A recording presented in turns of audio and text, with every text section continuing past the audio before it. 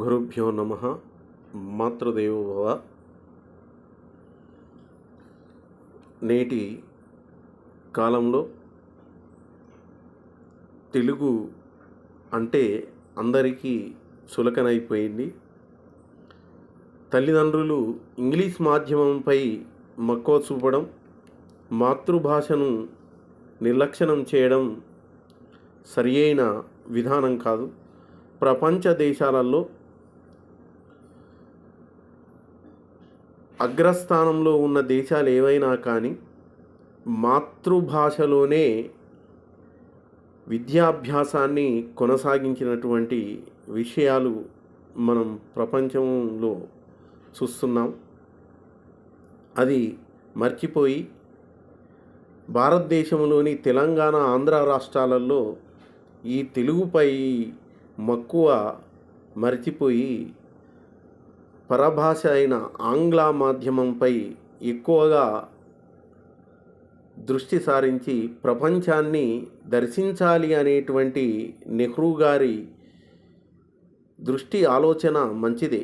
ప్రపంచాన్ని దర్శించాలంటే ఆంగ్లం భాష నుంచి మనం నేర్చుకోవాల్సింది ఎంతో ఉంది. కానీ మాతృభాషను మర్చిపోకూడదనేది మనం ఇక్కడ గుర్తుపెట్టుకోవాల్సిన అంశం. ఎందుకనంటే మాతృభాషలో ఎవరైతే సంపూర్ణ అవగాహనతో ఉంటారో ఇతర భాషలో చదివే అంశం అది అంత గొప్పగా అర్థమవుతుంది. అది నేర్చుకోవడం కూడా సులభం అవుతుంది. ఇది అందరూ గమనించాలి. మరొకటి, ఇక ఇంటర్మీడియట్లో సంస్కృతాన్ని తీసుకురావడం అనేటువంటిది పెద్దలు లేక ప్రభుత్వం చేసేటువంటి ఆలోచన సరి అయినటువంటి విధానం కాదు. ఎందుకు అనంటే మార్కుల కొరకు ఈ సంస్కృత భాషను ఎంచుకోవడం అనేటువంటిది ప్రధాన ఉద్దేశంతో చేస్తున్నటువంటిది. కళాశాలలో ఉన్నటువంటి వాళ్ళు కూడా దీన్ని ప్రోత్సహిస్తున్నటువంటి విషయం. కానీ భవిష్యత్తులో దానివల్ల విద్యార్థులకు ఎలాంటి ఉపయోగం లేదు. మార్కులు మాత్రమే ఉంటున్నాయి. భాష పట్ల కానీ దానికి సంబంధించిన అంశాల పట్ల కానీ ఎలాంటి అవగాహన పిల్లల్లో ఉండడం లేదు.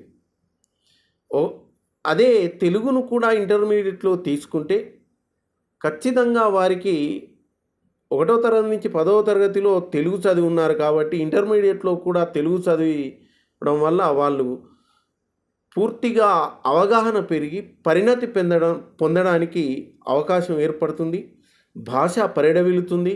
వాళ్ళ యొక్క విషయ జ్ఞానం కూడా అభివృద్ధి చెందడానికి దోహదం పడుతుంది.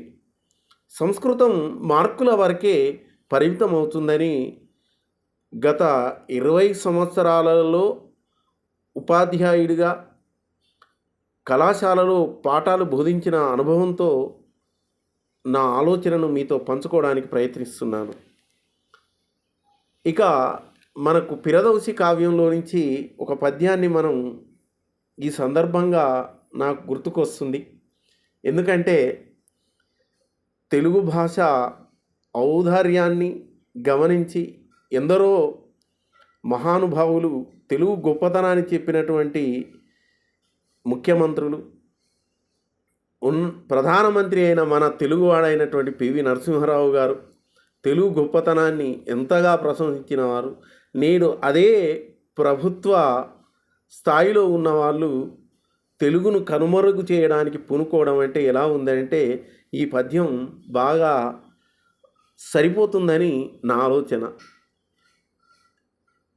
ఎందుకంటే పిరదౌసి తన రాజు కవిని కోరుకున్నప్పుడు రాజు అయినటువంటి గజనీ మహమ్మద్ తన చరిత్రను రాయమని అడిగితే ఒక్కొక్క పద్యమునకు ఒక్కొక్క బంగారు రూక యొసగదనని కవి మకా మసీదు తోడ నొక్కానించే మహాసభా మధ్యమమునన్ అని ఒక్క బంగారు రూక ఇస్తే ఒక పద్యంకి ఒక్క బంగారు రూక ఇస్తానన్నాడు. అలాంటిది కవి ఆశపడి 65,000 పద్యాలు రాస్తాడు పాపం ఫిరదౌసి. అప్పుడు రాజు అది వద్ద ఉన్నటువంటి వాళ్ళు ఏ కవిత్వం బాగా లేదు అని చెప్పడంతో అతన్ని చంపడానికి పూనుకుంటాడు. ఇప్పుడు కూడా ఆ పరిస్థితి, ఎవరో ఏదో చెప్పిన దానికి విని ఏదో చేస్తే ఇప్పుడు ప్రభుత్వము కూడా తెలుగును మింగేది స్థితికి వస్తుంది. దానికి ఆ ఫిరదౌసి కవి చెప్పిన పద్యం: ముత్యమున కిక్కయై సముద్రమున పెక్కుమారలు మున్కలు వేసినాడ, భాగ్యహీనుడ ముత్యము వడయనైతి, వనది నను మృంగనోరు వచ్చినది తుదకు. ముత్యమున కిక్కయై సముద్రమున పెక్కుమారలు మున్కలు వేసినాడ, భాగ్యహీనుడ ముత్యము వడయనైతి, వనది నను మృంగనోరు వచ్చినది తుదకు. ముత్యముల కొరకు సముద్రంలో ఎన్నిసార్లు మునిగాను, ఆ మునిగడం లోపల ముత్యాలు లభిస్తాయి అనుకున్నాను, కానీ ఆ ముత్యాలు లభించడమేమో కానీ ఆ సముద్రమే నన్ను మింగడానికి తయారైంది. ఇప్పుడు ఉన్నటువంటి పరిపాలకుల పరిస్థితి కూడా ఇలా మన తెలుగు భాషను మింగడానికి తయారయ్యారా? మరి తెలుగు భాష యొక్క పరిస్థితి అగమ్యగోచరం చేయడానికి పూనుకున్నారా అనేటువంటి ఉద్దేశం నాకు అనిపిస్తుంది. ఇది ఈ పద్యం సరి అయినటువంటిగా ఉంటుందని ఆలోచనతో మీతో పంచుకోవడానికి